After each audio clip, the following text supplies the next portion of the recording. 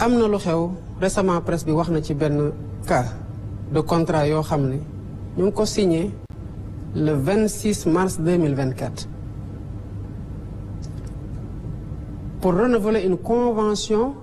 qui doit expirer le 23 février 2025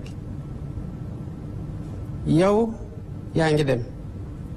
boo ne xamoo kuy ñëw sax ñu mën a wax mais kiy ñëw xam nga ko ndax woteel nañu ko fal nañ ko xam nañ Bassirou Diomaye Faye le 24 mars 2 jours après nga signé une convention boobu amul benn urgence parce que expiré wul sax en 2024 mu ngi expiré en 2025 mais boo ko defoon sax sàmmoon teg intérêt réew mi ñu mën a wax mais cette convention là dañu ne d'abord dañ ko renouveler 25 ans ce qui est interdit par le code minier de l'UEMOA et par le code minier de 2016 bu ñu interne mais bu nekkoon dañ ko ne sax convention bu ñu signé en 2024 c'est régi par le code de 2016 ñu mën a wax mais non non non le code de 2016 boobu mu ngi doon abroger beneen code de 2003 qui lui-même abroge un code de 88 ñu tëb code 2016 bu nekk en vigueur tëb code 2003 bu code 2016 bi abrogé dem na la convention bu ñu signé le 26 mars 2024 dafa war a régir la nouvelle convention pour 25 ans waaye nag ce sera le code de 88 moo koy régir renouveler les exonérations fiscales et douanières qui étaient déjà exorbitantes pour 10 ans mais loolu man su ma ñëwee fekk ko alhamdulilah rabbil alamin sax pour ce cas d'espèce bi ma koy gis c'était pas encore entré en vigueur mais qu'est-ce que je fais est-ce que damay ne signé na ko ba pare je suis devant les faits accomplis naa bàyyi pour les 25 prochaines années le code de 88 qui n'existe plus depuis 2003 le code de 2003 n'existe même plus le code de 88 de régir cette convention pour les 25 prochaines années accompagne ñu pour l'agenda national de transformation 25 ans quand même j'ai appelé la personne ma ne ko yow xam nga lii ki ko def xamul na ne du yoon parce que code minier Sénégal lii la wax code minier UEMOA lii la wax yow mi ñu ko defal xam nga ne du yoon man mii mu mi fekk dama am responsabilité veiller ci intérêt état ak ci liy yoon ci réew mi di ak yoonal xam naa ne du yoon kon ñun ñetti ñëpp nekk les principaux responsables xam nañu ne du yoon bëgg nañoo accompagner le secteur privé lool waaye ci orthodoxie lay nekk nag kon sa convention bi damay retirer le décret retirer le renouvellement des exonérations puisque bëgguñu nag sa activité arrêtée dañ la defal autorisation exceptionnelle nga continuer le temps que ñu waxtaan mais forcé wuñ ko dara te ngi waxtaan heurtaluñ ko ci dara ñu ngi waxtaan mais waxtaan boobu nag à la fin fokk Sénégal gis ci boppam te fokk une convention qui sera signée en 2025 soit régie par le code en vigueur du ñu dem ba 88 ce sera le code de 2016 bu fekkee ne code bi changé wul ci diggante bi bu code bi changé ce sera le code de 2025 loolu ku mu tiital mais ngelawaay bul ñëw parce que wax dëgg yàlla loolu du loolu réew mënul doxee noonu donc loolu warul tiital benn investisseur et contrairement à ce que li ñuy wax mais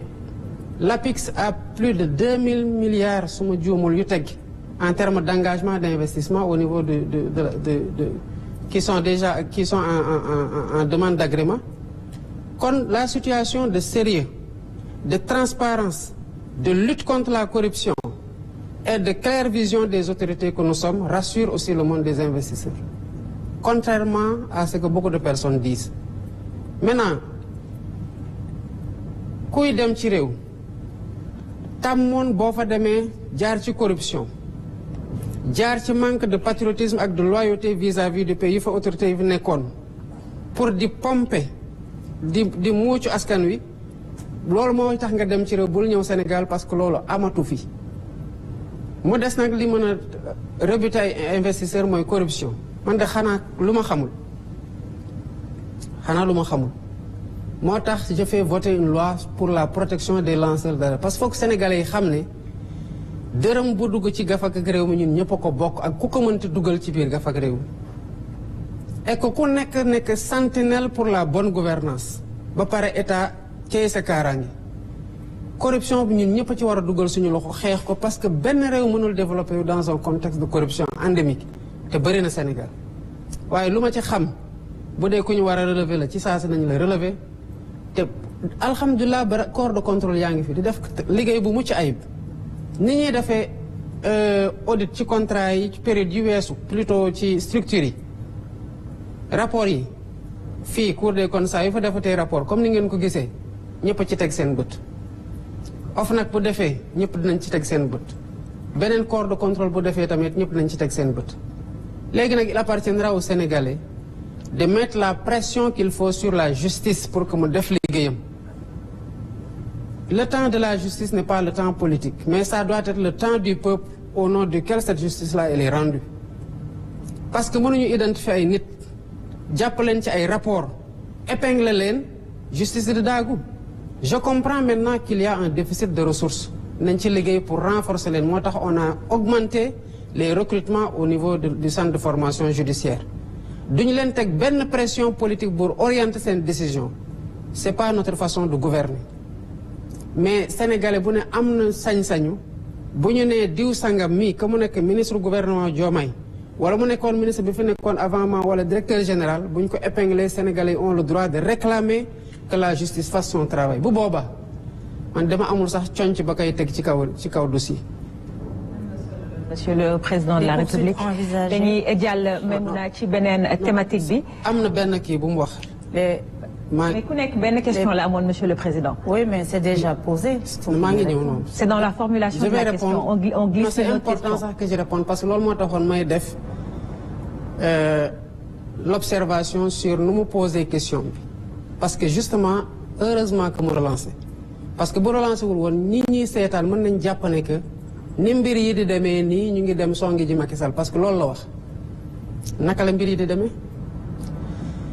mbir yi demeewul nen ni ñuy demee ci pour yow di ko demee pour beneen ministre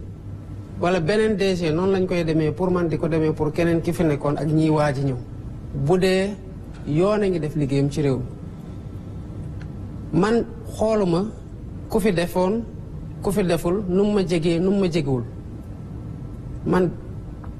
nu mu koy rappeler tout le temps man rek a waat ci biir Sénégal yëpp ne damay respecté yoon te pourtant dañuy wax nul n'est censé ignorer la loi ñëpp war a xam yoon tënku ci waaye yow waatoo ne da ngay respecté yoon man maa ko waat su ma ci yemoon sax man dinaa mën a gérer sama bopp xëy na xanaa ma tarxiis mais dama waataale ne dinaa fexe ba ñeneen ñi tamit respecté yoon gis nga ci respecté yoon boobu dafa am ñu gérer pendant 12 ans assumer ay responsabilités war a rendre compte d'accord ma ci réew moo xam ne bu ñu jàppee